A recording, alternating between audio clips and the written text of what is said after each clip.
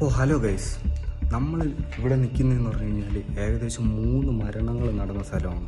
ഇവിടുത്തെ മകൻ മരിച്ചതെന്ന് പറഞ്ഞു കഴിഞ്ഞാൽ ഒരു ബൈക്ക് ആക്സിഡൻറ്റിലാണെങ്കിലും ഇവിടുത്തെ അപ്പനും അമ്മയും ഈ ഒരു വീട്ടിൽ കിടന്നാണ് മരിച്ചത് ഗൈസ്. അപ്പോൾ ഈ ഒരു വീടിൻ്റെ കുറച്ച് വീഡിയോസും കാര്യങ്ങളും നിങ്ങൾക്ക് കാണിച്ചു തരാം.